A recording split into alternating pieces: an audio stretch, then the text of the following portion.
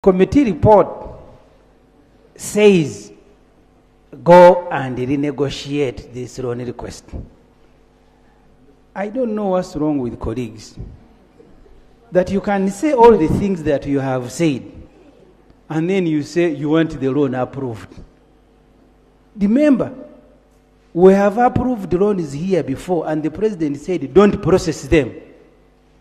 It made us look so ridiculous before the public. And he was very angry. So, Honorable, not us, because before that loan comes here, it comes from cabinet. It makes cabinet, not us. Yeah, because for us, we approve what comes from cabinet. I agree, Madam Speaker. That's why I'm saying, with the proposals that the committee has made, they have left us with no option but to say no to this loan request. I think they are only polite, not to make government look bad, that after informing you of all the problems associated with the request, then they say it is up to you to hang yourself. And I am asking this parliament, please don't accept to hang yourself. They have said the most fundamental issue, they must renegotiate the terms of this loan request. Now, if you approve, what will you be approving? Which term are we talking about? If you can tell the House. I am referring to the report, Madam Speaker. If you look at the last page, after advising government to go and renegotiate, then in conclusion they are saying, but you can pass. It is in the report. But also fundamentally, the committee says this loan is not part of because government, Minister of Finance presents to Parliament a borrowing plan every year that comes together with the budget. The committee says this is even outside what they brought here. I don't know when they thought about it. Honourable Speaker, I thank you. Right Honourable Speaker, one, I've seen districts, I've just audited projects, and I've seen districts that are in smart climate, smart agriculture, whatever it is, are on the list of this one. Check Gomba district. I'll give you one so that I know of. That is under climate smart. Yes. What activity is supposed to be done in the Gomba? Under climate smart, for all projects, they are doing some feeder roads. They are giving people high quality seeds. They are giving them cattle. They are giving them fertilizers. They are giving them solar pumps. Things I've seen in this project, similar to what they are in the other project. And you have the two district featuring on both scales. But also speak also. There's something that I have known out of experience. Having looked at projects, honorable colleagues, look at the project component finance, Honorable Speaker. And here, is this project for government farms or for wananchi? When I've seen the project component, that $59 million, I don't know the page, on my page it's on page 9. When you look at the project component, one, they are going to equip, they are going to a national feed testing reference laboratory to support animal feed quality assurance, is at Naro. The cost is not there. Another one is at Kawanda. Another one is at Aswa and Nakshari. That is $59 million of the 99. And when you go through that list up to E, you don't see a farmer there. You are only seeing government ranches being equipped. So this loan is specifically for who? And when you go to the the other component... Honorable, when the private farmers are being given, say, cattle or whatever, they get it from the government ranch. Yes. But so what happens is they provide for the government ranch, and then it is from the government ranch that this can be distributed to to If you are to take ranches. that, then you are going to have only 2 centers, in Aswa and in Kashari something. But when I looked also project component 2, which is aggregation of production and access to market for smallhold farmers, 31 billion. And I looked at what they are going to do, solar pumps, whatever, rehabilitation and things of that for animal feeds. When you study this component and what he has raised, plus a management fee of $8 million US, which I've seen here. $8 million US is going to go towards management. And the other component has raised.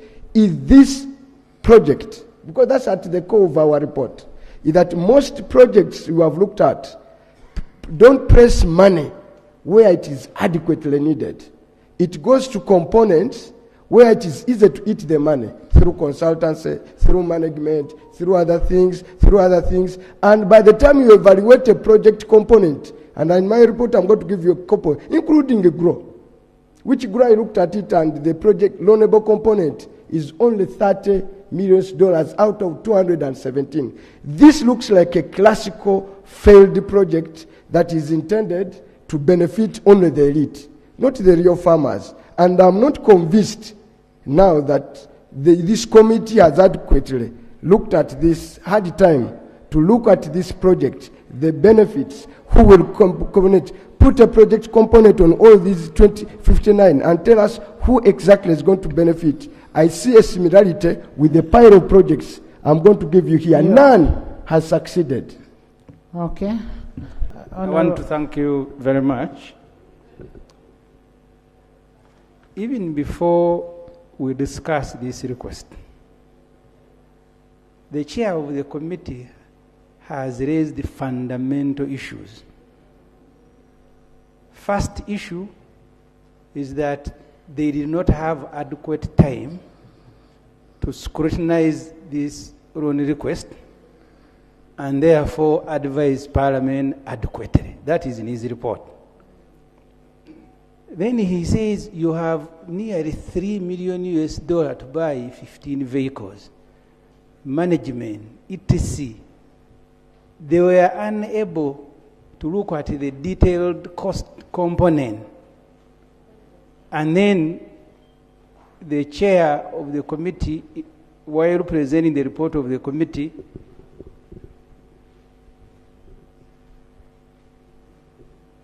I want to address the chair. This colleague vending requests here. So, Madam Speaker, the committee report says go and renegotiate this loan request. I don't know what's wrong with colleagues. That you can say all the things that you have said, and then you say you want the loan approved. Remember, we have approved loans here before, and the president said, don't process them. It made us look so ridiculous before the public. And he was very angry. So, Honorable, not us, because before that loan comes here, it comes from cabinet. It makes cabinet, not us. yeah, Because for us, we approve what comes from cabinet.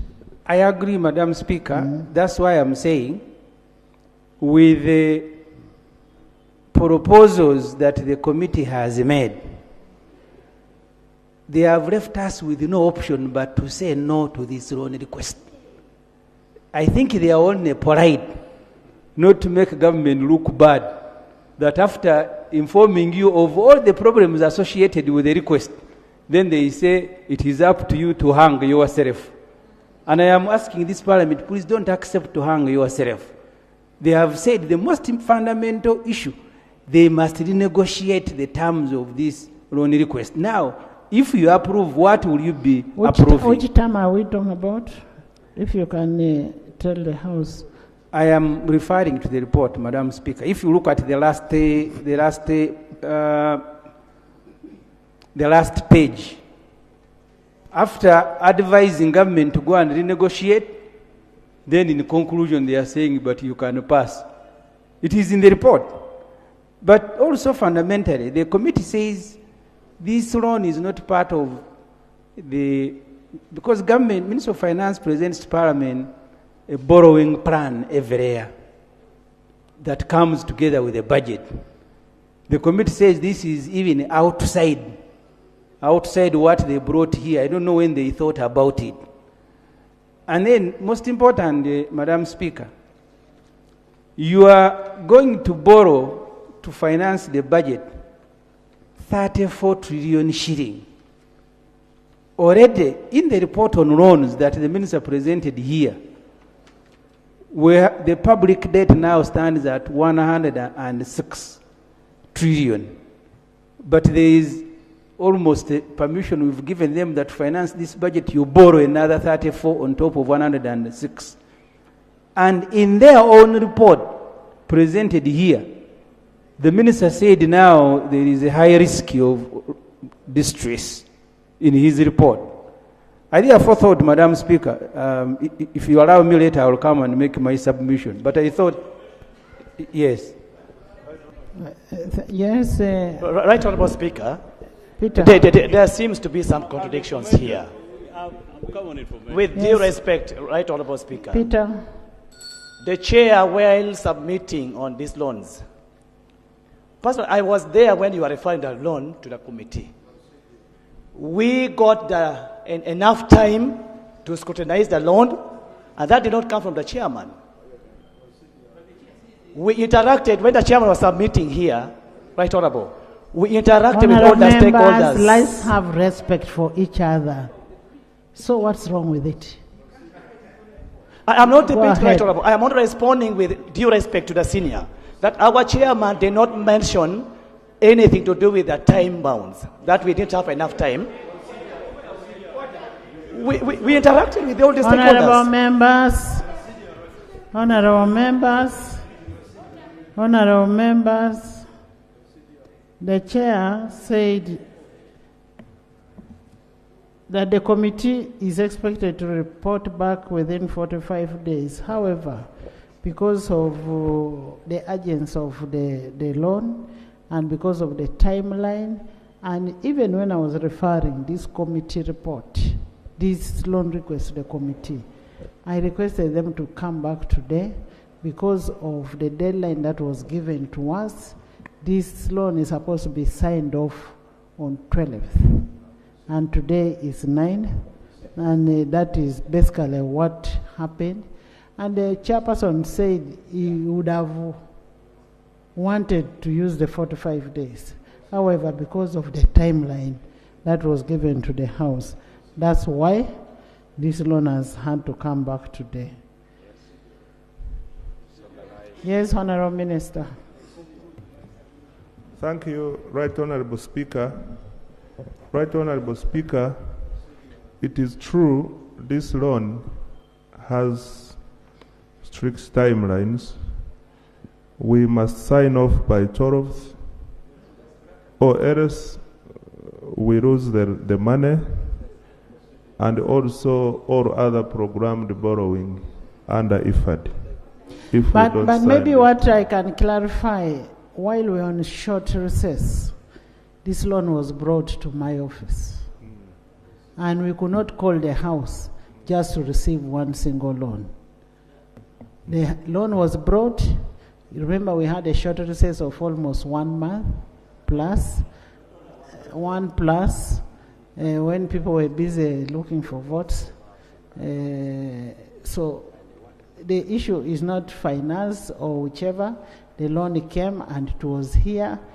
There is no way we could call a House for just one item. Then another clarification. Let's get clarifications from the minister. Another clarification, Madam Speaker, I would like to make is that to allay Honourable Ssemujju's fears is that this loan has got the best terms. The terms are very okay, and it is highly concessional, whereby under category A and B, the interest rate is 0. So you can imagine a loan which we are getting for zero interest rate. So there is no interest we are going to charge. And the repayment period is 50 years. So you can imagine with a grace period of 10 years. So this is the best arrangement you can have. Now on the debt, you also mentioned that our debt has increased to 106 trillion. Whereas this is true, we also stated in the same report that our debt remains sustainable both now and in the medium term. So, Madam Speaker, and also he mentions another point, that this loan is not part of our borrowing to finance this year's budget. It is not true. We cannot bring here a loan, Madam Speaker, outside our programmed borrowing. This is part of our programmed borrowing for the year. Madam Speaker, with these clarifications, I want to pray that the House approves my motion. He observed that the project location is in the cattle corridor, and so all the districts in the cattle corridor were included. However, the selection criteria of projects had included some parameters related to poverty, which saw some districts included in the project like Luka, Yumbe, Namutumba, among others. The committee noted that while the criteria for selecting beneficiary districts in the cattle corridor is very clear, other parameters are not. Namely, the high incidences of density of poverty, food security and malnutrition, the hard size of the households, and potential for dairy and beef value chain development, high potential for women and youth to get involved in the dairy and beef value chain, climate vulnerability, and subnational priorities and potential complementarities with the ongoing development in the dairy and beef industry. The committee was concerned that some sub-regions had no districts benefiting from the project, yet they fall under the other categories used to select the beneficiary districts. The committee was informed that most of the districts from those sub-regions had benefited from the Uganda Climate Smart Agriculture Transformation projects, and so this project was benefiting the districts that did not benefit from the Uganda Climate Smart Transformation projects. The committee recommends that government should always ensure that all loans have a national character. In conclusion, Right Honorable Speaker, from the above detailed report, it can be inferred that the loan is highly concessional and the proposed project is viable and in line with the government plans and inspirations. Subject to the above observations and recommendations, the committee recommends the approval of the proposed borrowing of up to US $99.56 million from the IFAD to finance the proposed Resilience Livestock Value Chain Project Relief. I beg to report. Thank you, Chair. Thank you for the report. You've had a report from the Chair. I just wanted a clarification where Chair said. Chair, you said smart what? Climate Smart was performing at 7.6%. Is that true? Right Honorable Speaker,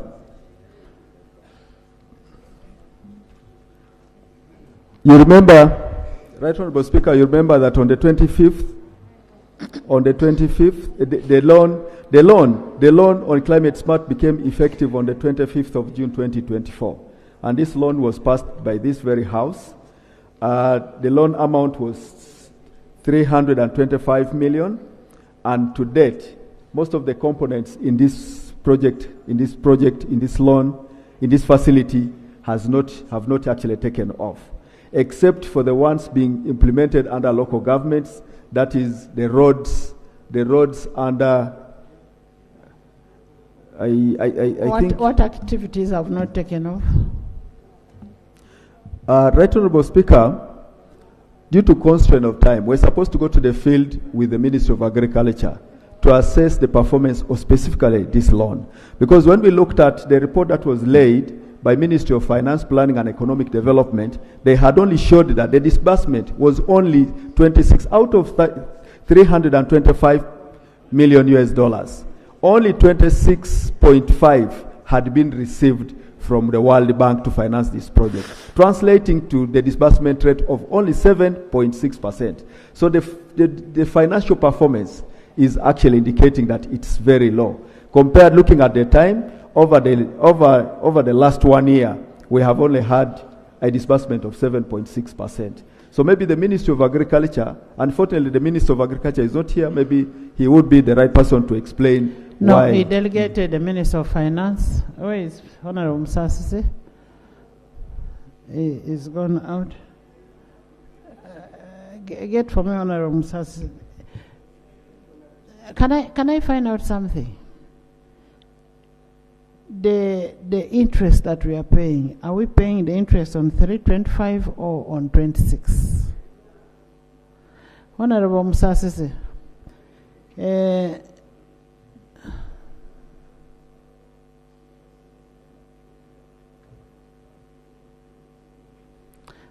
what I'm asking, why isn't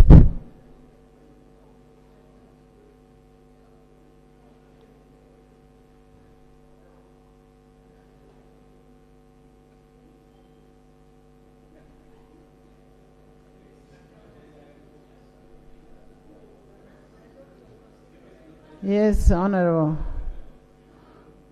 Minister. Madam Speaker, can I get the question right? One, we have Uganda Climate Smart Agriculture. The loan that was approved was 325. As of now, what has been disbursed is only 26.5. The question is, how come that we are performing at only 7.6? And then the second question is, when we are paying interest, are we paying interest on 325 or we are paying interest on 26.1? 26.5.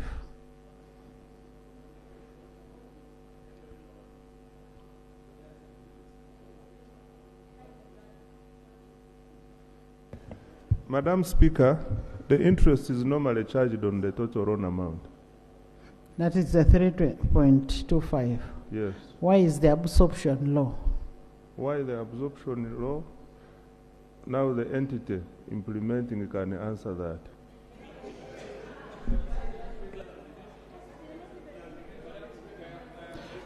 And then the districts, Honorable Chair, the districts where there is where we are implementing the climate smart, are they the same districts benefiting from this loan? Madam Speaker, the districts that have benefited or are going to benefit under climate smart should not benefit from this program. Yes. Yes. Yes, Honorable.